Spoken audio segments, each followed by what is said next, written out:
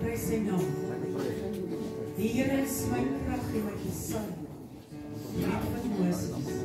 Kom ons sing dit vanmôre. Is hy vanmôre jou krag en is hy gesag? Halleluja. Die Here is my krag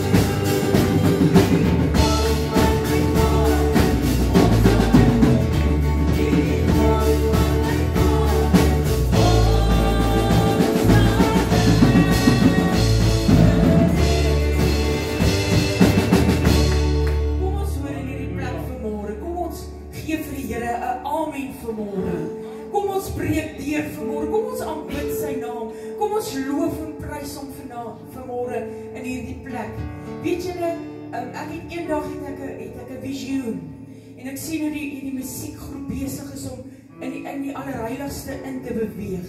En die mense wat saam aanbid, beweeg saam met ons in en ons staan voor die troon. Maar die mense wat nie wil aanbid nie, staan so langs die pad met hulle koppe gesak. Moenie vanmôre jou kop sak nie. Kom aanbid hierdie God vanmôre. Halleluja. My Jesus.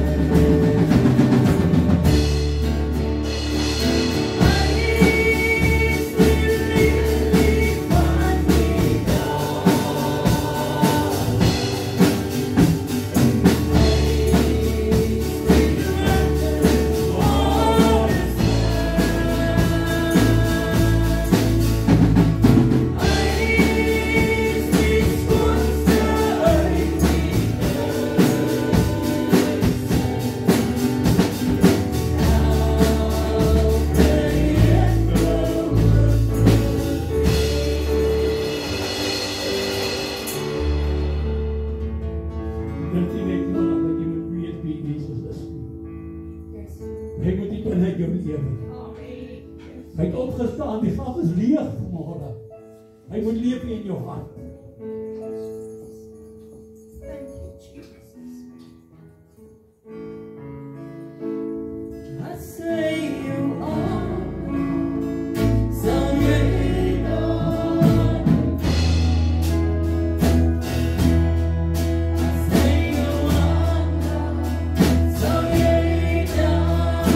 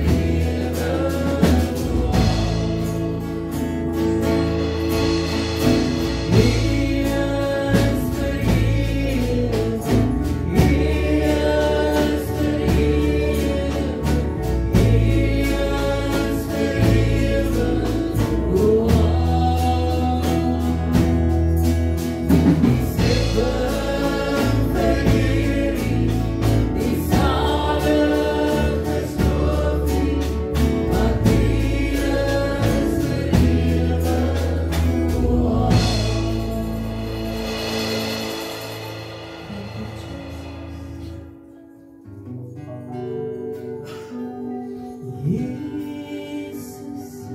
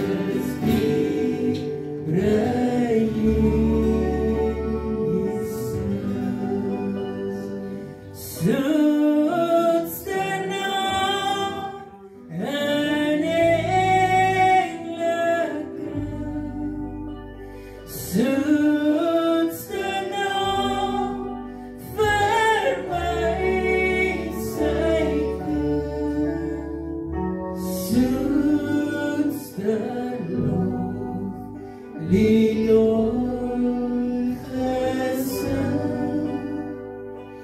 Jesus die prijs.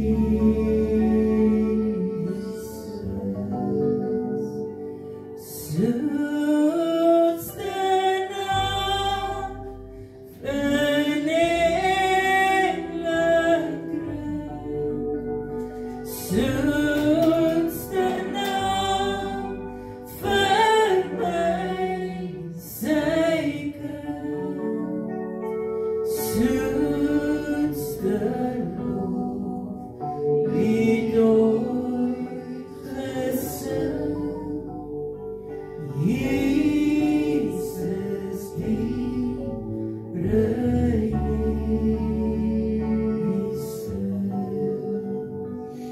Nou wie staan vanmorgen? Kom ons lig ons hande vanmorgen. Here, U is die soetste naam. Here, wanneer 'n ma staan langs 'n kot en haar kind se koors kan nie breek, dan sê sy Jesus. Here, wanneer jou kind vasgevang is, dan sê jy Jesus. Wanneer jy voel jy verlang en kan nie meer nie, dan sê jy Jesus. Want hy leef, hy het opgestaan vanmorgen. Here, kom vanmorgen, kom sien ons raak in hierdie plek vanmorgen, Here Jesus. Here, U ken elke hart wat hier staan vanmorgen, Here. U weet van elkeen se bekommernis vanmorgen, my Meester. En ons kom vanmorgen, Here, as 'n groep mense bymekaar, wat sê Jesus is die soetste naam vanmorgen. Ons eer U vanmorgen, Here. Ons prys U, Here Jesus.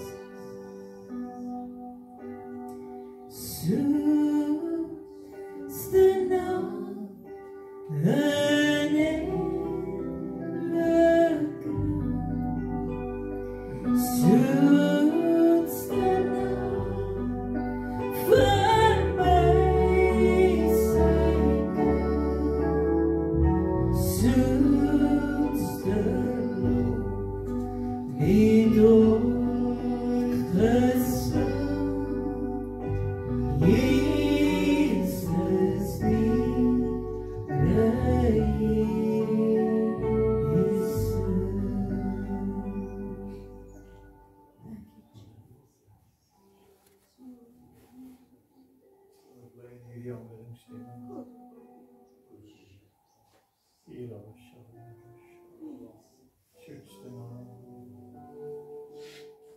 Soetste naam ooit aan die mens gegee.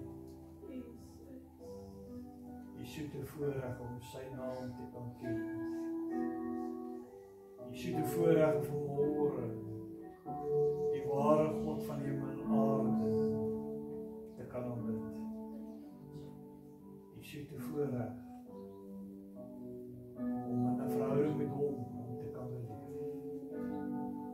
Die soete voorreg kan gaan het 'n getuig dat hy vir jou en vir my al in ons lewenspad kom doen het. Maar groter as dit, die soete sekerheid.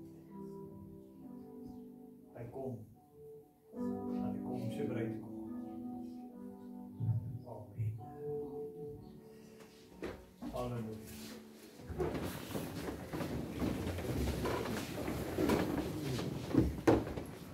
Halleluja, dankie Here.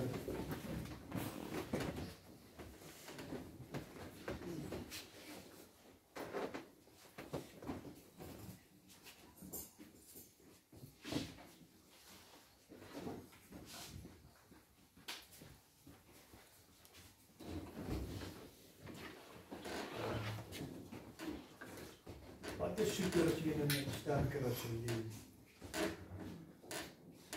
Wat is soeter as heuning en sterker as 'n leeu?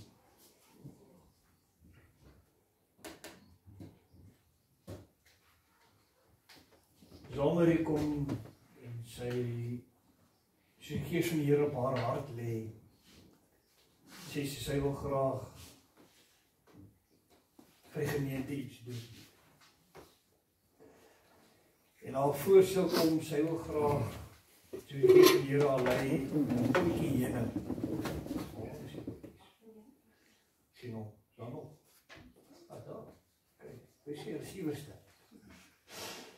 Ek het potjies heuning, maar ons sal later by dit uitkom. En ek word stil by die Heilige Gees en ek gaan slaap die aand. En ek droom 'n snaakse droom. Ek droom ek ry op 'n fiets in Blackwoodstraat op. En terwyl ek ry, lê daar 'n hond wat roodkiel is langs die pad.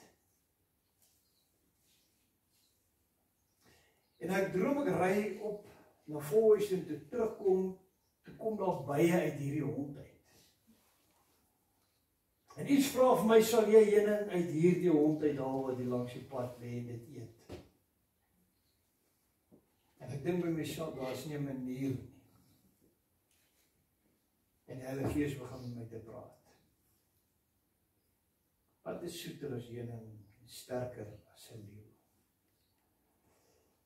Nou is 'n paar dinge wat ek graag wil hê jy moet vanmôre saam met jou vat en wat jy moet optel in hierdie boodskap wat ek vanmôre met u gaan deel, en dit is die volgende 3 punte. Die jong leeu uit Juda stam, Jesus Christus, was vir jou en vir my langs die pad, op pad na Jerusalem, gedood aan 'n kruis.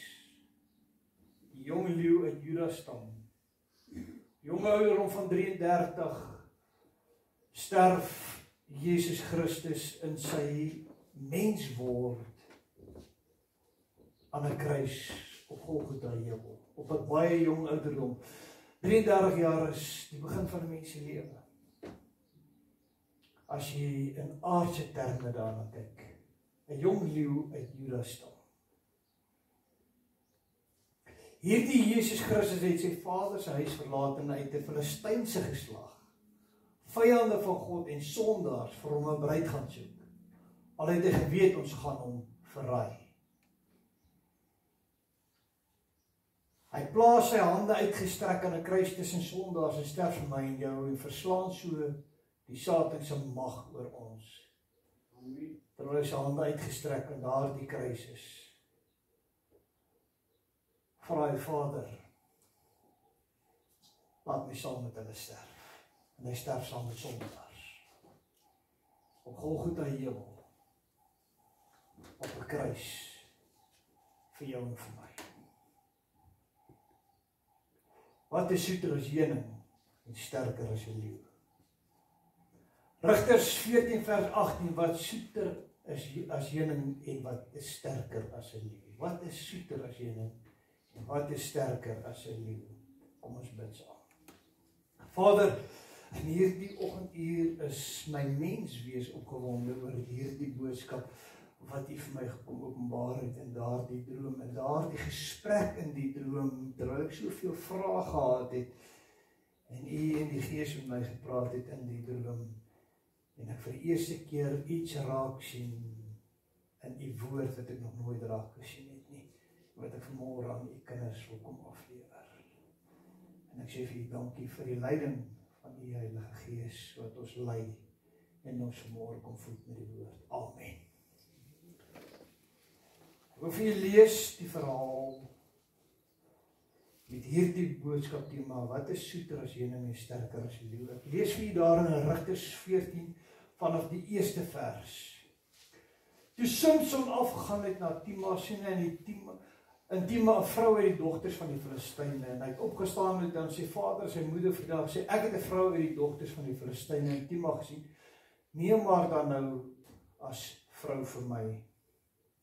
Maar sy vader en sy moeder sê vir hom, is daar onder die dogters van jou broers en onder my hele volk nie 'n vrou dat jy heen gaan om 'n vrou uit die Filistyne, die onbesnedenis te neem. En Samson sê aan sy vader, neem maar vir my, want sy het my geval. Maar sy vader en sy moeder het nie geweet dat dit van die Here kom nie, want hy het rede gesoek teen die Filistyne in die tyd, naamlik hierdie Filistyne oor Israel geheers. Met ander woorde, hy het eintlik na Timna toe gegaan in die Filistynse streek en daar vir hom 'n Filistynse meisietjie gekies wat hy graag wil vat as sy bruid. Maar daar was 'n agenda reeds in Samson. Want onthou hy was gebore 'n Nasareëner. Onthou die woordjie uit watter geslag? Nasareëner, uit Juda stam. En hy het 'n opdrag van God ontvang om die Filistynse magte te gaan verslaan as 'n rigter. En daarom het hy na Timna gegaan en hy daar 'n Filistynse meisietjie gesien wat hom geval het, met ander woorde waarop hy verlief geraak het, wat hy gesien wat mooi is en hy wou haar hê. Toe gaan hy na sy vader se huis en sy moeder. Hy sê ek wil hierdie meisietjie hê. Maar hy het 'n plan. Hy wil in die Filistynse laar inbeweeg om die Filistyne te kan verslaan, wat op daardie stadium 'n groot vyand van die Israeliete was. En Samson het met sy vader en sy moeder afgegaan na Timna, en toe hulle by die wingerde van Timna kom, storm daar 'n jong leeu brullend op hom af, maar die gees van die Here het oor hom ontvaardig geword en hy het dit verskeer soos 'n mens 'n bokkie verskeer sonder daar iets in sy hand was, maar hy het sy vader en sy moeder nie vertel wat hy gedoen het nie. Toe gaan hy af en praat met vrou en sy het Samson geval, en 'n tyd daarna het hy teruggegaan om haar te gaan haal. En toe hy uitdraai om na die dooie leeu te kyk, was daar 'n swerm bye in die dooie liggaam van die leeu en heuning. Hy het uitgegaan in sy hande en al deurgeloop en eet, en na sy vader en sy moeder gegaan en hulle gegee en hulle het geëet, maar dat hy die heuning uit die dooie liggaam van die leeu uitgehaal het, vertel hy hulle nie.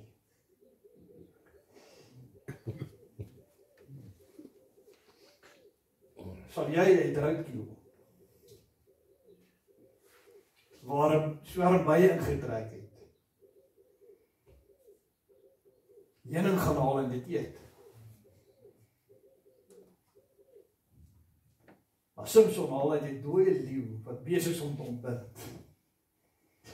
En daarom gaan my gedagtes op, wat 'n besiel hom om in 'n dooie lijk van 'n leeu wat besig is om te ontbind, sy koningin by in te vat, en daar binnekant, want jy moet onthou, by maak nie heuning waar die hele swerm bye 'n huis gemaak het, waar die koningin by is, en daar begin hulle heuning by mekaar maak as voeding vir die wintertyd wat kom.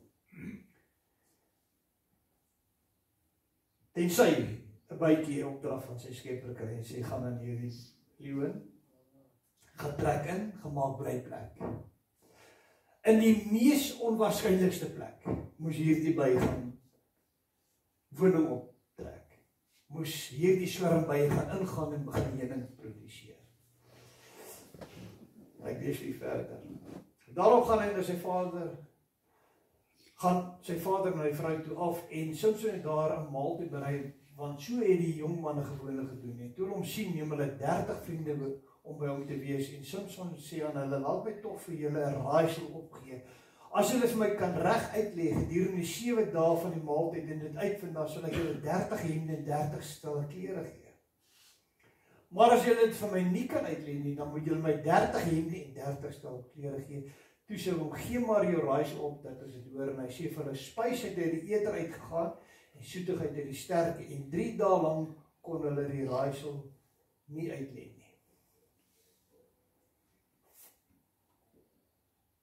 $2000 terug. Word uit Juda stam 'n man gebore uit 'n maagd, wat 'n Nasareëner was. Wat na hierdie aarde toe gekom het met een doel, om die vyand, die Satan, die geestelike Filistyn mag van die wêreld te kom verslaan.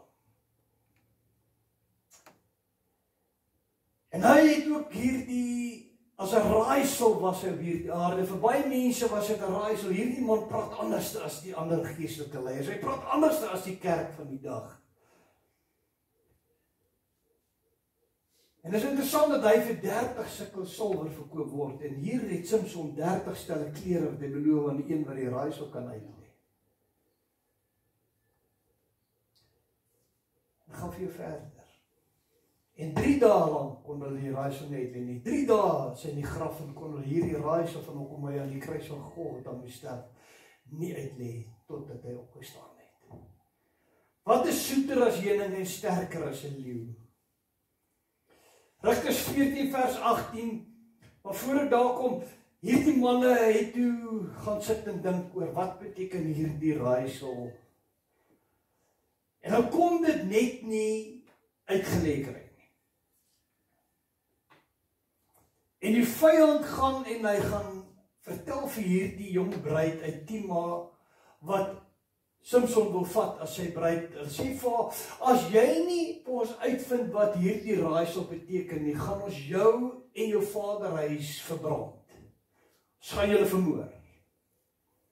En hierdie 7 dae wat Samson ons gee om hierdie raaisel uit te lê, en hierdie feestyd, want hulle het gegaan en het 'n bruilofsfees gehad, amper soos 'n verlovingsfees voor die bruilof, en in daardie was 'n tyd, het hierdie 30 manne om die tafel gesit, hierdie 30 Filistyne wat hy gekies het as die jong manne wat deel is van hierdie partytjie, en hy het aan hulle hierdie raaisel gegee, en hy sê vir hulle dan 3 dae, dan moet julle hierdie raaisel vir my uitgee. En dan gaan na haar toe en sê vir haar, as jy nie vir ons sê wat hierdie raaisel beteken nie, maak ons jou in jou huis dood. En sy gaan na Samson toe en sê, hy huil by hom, en sy lê by hom, en sy ween by hom, en sy hou aan by hom, en tot hy uiteindelik vir haar vertel presies wat dit beteken, dat hy hierdie leeu op pad na Timna toe doodgemaak het, en na vele dae die heuning binne gekry het. Dis hoe vers 18 dan lees. Daarop sê die manne van die stad aan hom op die 7de dag voor sonsondergang, wat is soeter as heuning en wat is sterker as 'n leeu? En hy het hulle antwoord. Hy antwoord hulle, as julle nie met my kalf geploeg het nie, sou julle my raaisel nie geraai het nie. Wat is soeter as heuning en sterker as 'n leeu? Ons lewe in 'n tyd vandag waar daar soveel raaisels is. Soveel vrae, soveel hoekoms. Maar as jy nie kan verstaan dat alles is reeds beantwoord 2000 jaar terug, en Christus wat as 'n jong leeu uit Juda stam vir my en jou langs die pad, op pad na Jerusalem aan 'n kruis moes sterf. Net soos hierdie leeu op pad na Timna toe langs die pad, deur Samson gedood was, en uit hom het die soetheid van heuning gekom. Net so was daar 'n dag 2000 jaar terug, wat hierdie gebeurtenis letterlik profeties vervul was, in die jong leeu uit Juda stam, wat op pad na Jerusalem langs die pad moes gedood word, sodat daar uit sy dood uit die soetheid van die lewensreddingskrag, van 'n ewige lewe, soete heuning reuk, na my en jou toe moes kom. Wie sou ooit kon dink dat as mens na hierdie man aan die kruis moes kyk, wat so geslaan was, wat so gemartel was, dat uit hom, uit hierdie verminkte liggaam, uit hierdie liggaam so geslaan, dat uit hom uit die soetheid van lewe sou kom. Na 3 dae, toe hy daar die graf uit opstaan, toe verstaan hulle die raaisel van hoekom hy moes sterf. Hierdie Jesus wat hulle gevolg het vir 3,5 jaar, saam met hom gesit en eet het, saam met hom op baie keer op die pad gegaan het, van dorp na dorp, by hom gesit het by die kampvuur, en na raaisels geluister het, wat hy in gelykenisse vir hulle die geheimenisse van God se koninkryk oopbreek het, vir hulle die diepte kon vertel het, waar hulle kon sien waar wonderwerke uit sy hand het plaasvind, die kragtige woorde wat hy gespreek het, en skielik toe hulle in Jerusalem kom met hierdie Jesus, wat so kragtig gepraat het, wat so kragtig in sy optrede was, soos 'n lam weggelei word om in 'n kruis vasgeslaan te word. 'n Raaisel was dit vir hulle. Hoe dan nou? Ons het dan gedink hy het gekom om Dawid se troon te kom herstel. Hoe dan nou skielik moet hierdie kragtige gesalfde van God aan 'n kruishout langs 'n pad hang en sterf, redeloos, sinneloos, vraagstuk op vraagstuk, hoekom, waarom? Ons verstaan dit nie. En die vyand, wat moes maar altyd met sy streke kom. Net soos die Filistyne. Dreig jou en my vandag met baie dinge, dat as jy Jesus sal dien, sal die wêreld jou verwerp. As jy Jesus sal volg, sal jy sonder vriende wees. As jy Jesus sal volg, sal die gevolge moet wees.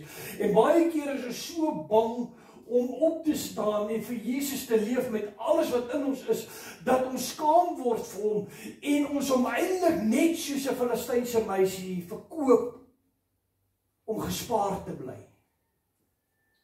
Later ken ons ook die verhaal hoe hy 'n tweede meisietjie ontmoet, want hulle het hierdie meisietjie in elk geval doodgemaak.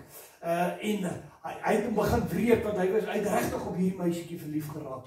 En hy gaan en hy ontmoet 'n ander Filistynse meisietjie, Delila. En weer eens kom hulle, maar hierdie keer nie om die raaisel van wat kom wat is aan soete, wat kom uit die eter uit die soetheid, wat uit die leeuw kom van een ding nie om so 'n vraagstuk te beantwoord nie, maar letterlik om die bron van sy krag te ontdek, sodat hy kragteloos kon gemaak word, sodat hy sonder krag gestroop kan wees van dit wat hy in vermoë gehad het om die Filistyne te verslaan. En Delila verraai hom ook. Weer eens 'n bruid uit 'n sondige geslag uit. 'n Bruid wat eintlik uit die goddeloosheid moes staan. Die stamme wat die Israeliete verbied was om mee te trou. Waar die Israeliete was verbied om met Kanaaniete en Filistyne en Moabiete te trou. En uit hierdie geslag, hierdie Filistynse geslag, vind hy hierdie meisietjie Delila en sy hou ook aan vir dae lank om sy geheim te kry. En op die einde van die dag toe hy vir haar sê, as jy my hare sny, dan sal ek sonder krag wees. En hoe hulle buitekant reeds besig was om opgewondenheid te hê dat vandag word hierdie Hebreër, hierdie rigter, hierdie Samson in ons hande gegee. En toe hulle instap en hy sy hare sny en hy magteloos is en hy sy oë uitsteek en hy weggelei was en daar in 'n tronk vir vele dae om 'n meelsteen moes stap. Swaar gebukkend onder die las van die verraad van 'n bruid. Sien ek in die gees terug 2000 jaar terug dat hierdie een oor die stofpaaie van Jerusalem gestap het, wat van dorp tot dorp gestap het om die blye evangelie van redding te verkondig. Wat by 'n stadium 5000 net die mans voed met 2 visse en 5 broodjies. Ek sien hoe hierdie jong leeu uit Juda stam op 'n dag deur sy bruid, die Joodse stam, eendragtig verraai word in 'n Romeinse plein, waar hulle eendragtig skreeu, kruisig hom, gee hom die meelsteen om te trek, gee hom die swaarste straf wat 'n mens iemand kan gee, vat hom na Golgotha toe, geslaan hom aan 'n kruis vas, want ons wil hom nie, maak hom dood, raak ontslaaf van hom. Maar in daardie oomblik toe ek dit sien ek ook dit wat ek in Samson sien, wat in daardie tyd die meelsteen besleef, wat ons gebuk moet gaan onder hierdie las van die verraad van 'n bruid. En uiteindelik sê hy, Vader, terwyl hy daar uit die gevangenis uitgevat word, want wat gebeur het daar was 'n fees gewees, en die Filistyne wou aan hulle afgod Dagon 'n offer bring, en hulle wil hê dat hierdie Samson wat Dagon dan nou in hulle hande gegee het, as 'n bespotting voor die volk moet wees, en hulle laat Samson in die tronk uithaal, en hulle sê van, dans vir ons man, as jy sit net my hande tussen 2 pilare. En terwyl sy hande teen daai pilare is, vra Samson dat God hom die krag moet gee om saam met die Filistyne te sterf, saam met die sondaars te sterf. Jesus Christus staan op Golgotha met sy hande uitgestrek, aan 'n kruishout vasgeslaan, en hy kry die krag om saam met sondaars te sterf. Net so Samson sy lewe gegee het, sodat die Israeliete kon vry wees, en hy gevra het om saam met die Filistyne te sterf daardie dag, deur die tempel se pilare weg te stoot. Is daar 'n leeu uit Juda stam wat 2000 jaar terug ook vir ewig die rotspilare van sonde wegstoot en saam met sondaar, soos 'n sondaar, op Golgotha heel vir my en vir jou kom sterf.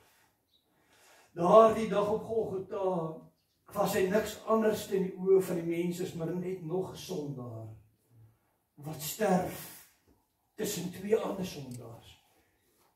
En sy begeerte op Golgotha is: Vader, laat my sterf saam met die sondaars, soos 'n sondaar, sodat deur my bloed elke Filistyn, elke sondaar, elke wat ek ooit verraai het, en wat my ooit hier gaan verraai, want daagliks stryk ons, daagliks maak ons soveel foute wat die Here Jesus teleurstel. Daagliks maak ons foute in die lewe wat ons eintlik sê ons verraai Jesus, net soos wat Delilah vir Samson verraai het. Net soos wat hierdie jong bruid in Timar vir Samson verraai het, so verraai die kerk en die bruid nog daagliks vir Jesus. En weet wat doen Jesus? Nog steeds sterf hy op Golgotha. In midde van die feit dat hy geweet het ons gaan dit doen.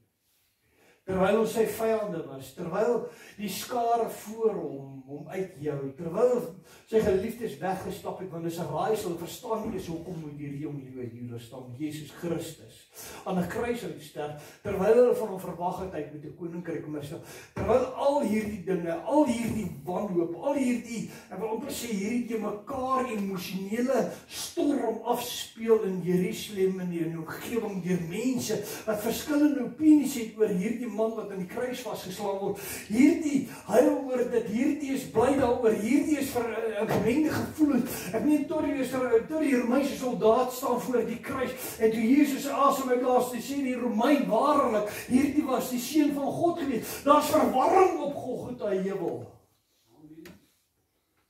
Maar in God se hart, in God se huis, was daar nog nooit verwarring nie. Niks het hom ooit verras. Net so kan jou optrede hom nie onkant betrap nie. Wat ook al jy in jou lewe verkeerd gedoen het, maak nie saak hoe jou verlede lyk nie. Ek wil vanmôre vir jou sê, Jesus het geweet jy gaan so optree nog voordat jy so opgetree het. En nog was hy bereid om vir jou aan die kruis te sterf. Nog is sy gees vanmôre die rede hoekom jy vanmôre in die huis van die Here sit. Nog is hy die rede wat vir jou sê, kom huis toe. Ek het jou nie verwerp nie, ek het vir jou my lewe neergelê, deur vir Vader te sê, Vader, gee my die krag om saam met hulle te sterf, sodat hulle die ewige lewe kan hê. Is dit nie heuning soet om te weet dat die soet van my jou redding moes kom deur die krag van 'n leeu. Soet soos heuning wat uit die karkas van 'n dooie leeu uitkom. En waarvan Samson geëet het om homself versterk het. Ek kan baie goed dink hoekom hy nie vir sy pa en sy ma gesê het wat hy heuning gekry het. Ek dink nie hulle sou so baie bly gewees het om te hoor waar daai heuning vandaan gekom het. Maar net so het Jesus Christus geweet die enigste manier hoe ek en jy gered kon word, as hy moes sterf. Sodat in sy sterf die soetheid van die heuning van ewige lewe gebore kan word. Uit die sterke het die soete gekom.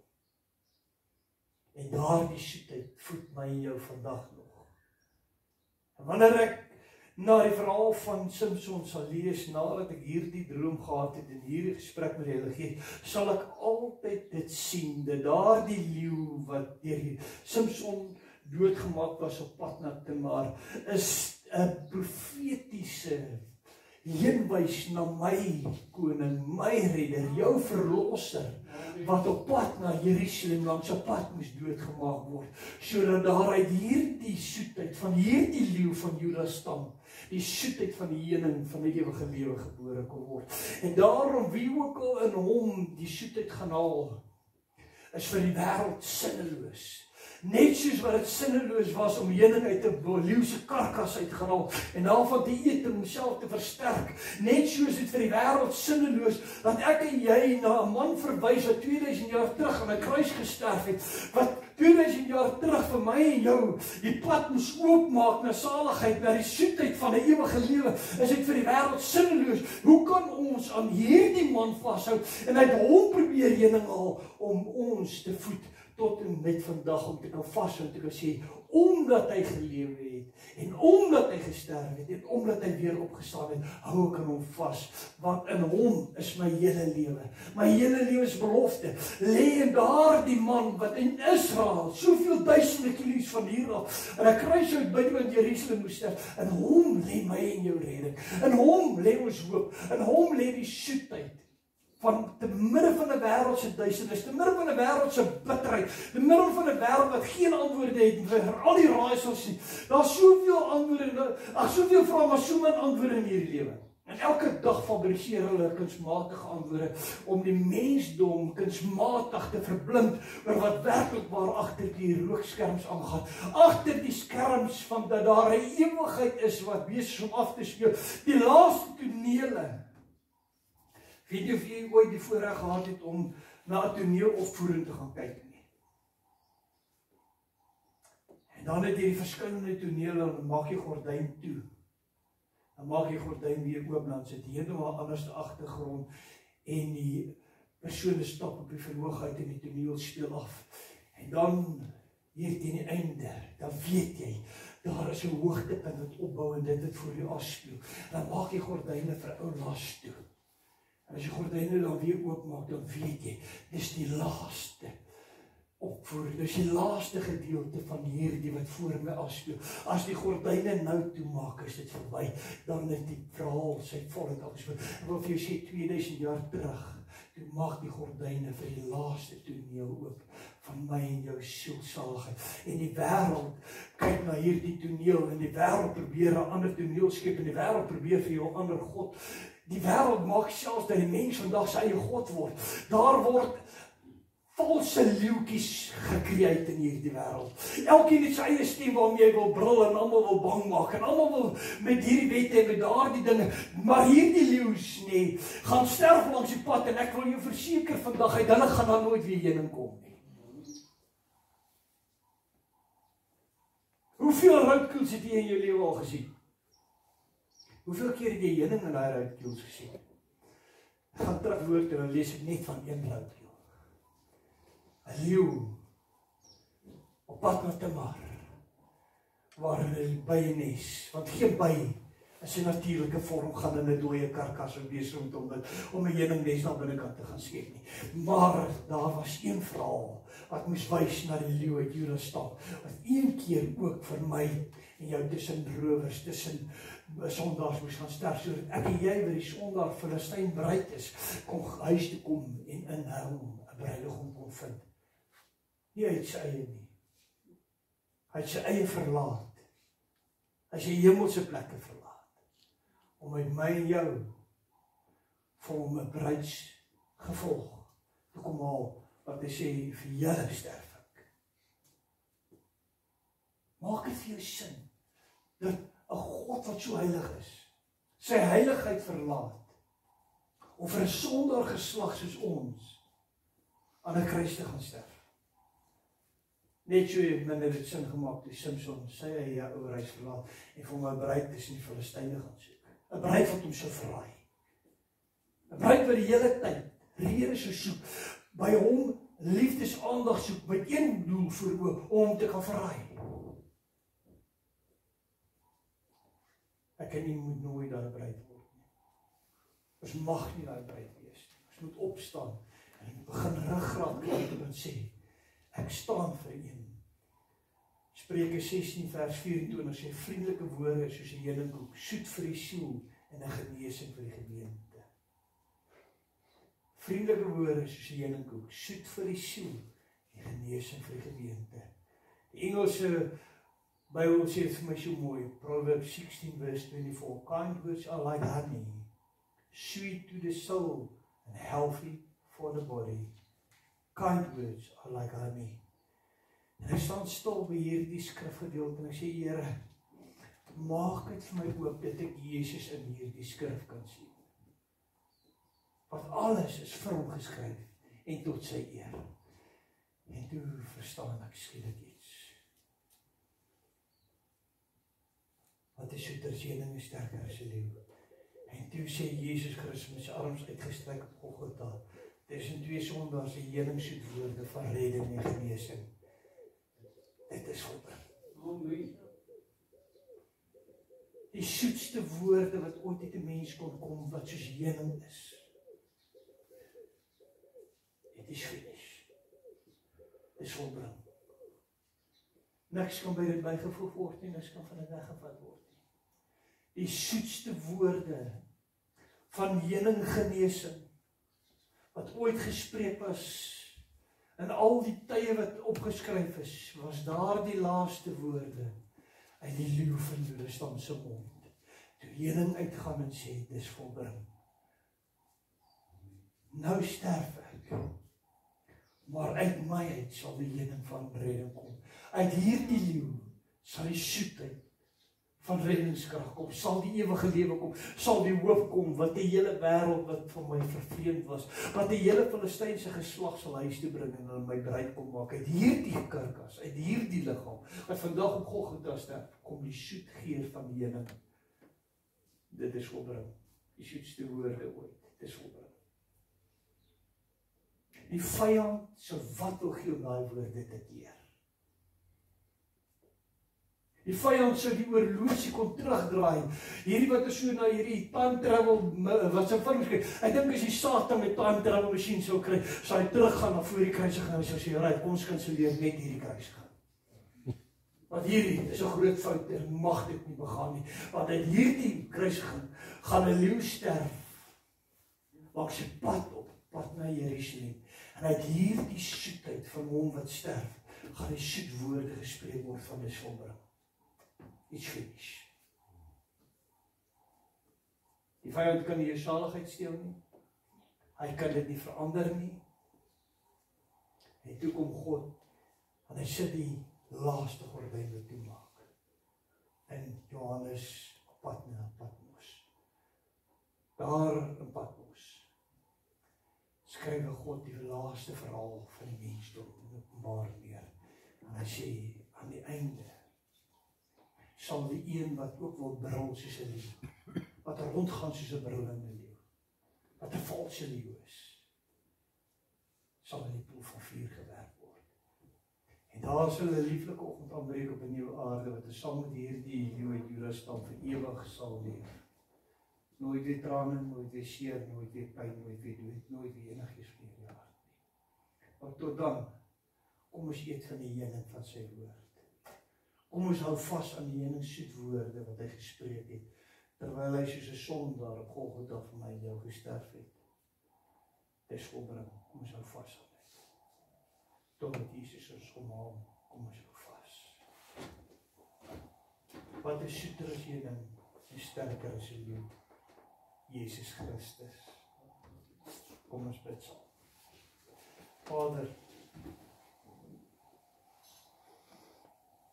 dankie vir die Heilige Gees wat die woord aan ons openbaar. Dankie dat die woord altyd, selfs in dinge wat vir ons die sin maak, wanneer ons oppervlakkig daarna kyk en dit lees, wat net die sin maak nie. Hoekom sal 'n mens gaan heuning uithaal uit 'n karkas van 'n leeu wat langs die pad lê, totdat ons dit in die gees sien? Dit is baie dieper as net 'n verhaal van 'n jong man wat 'n leeu langs die pad doodmaak.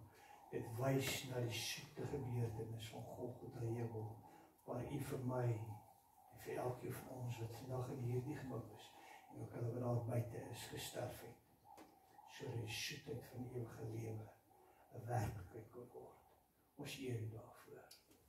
Jesus, ons eer U daarvoor.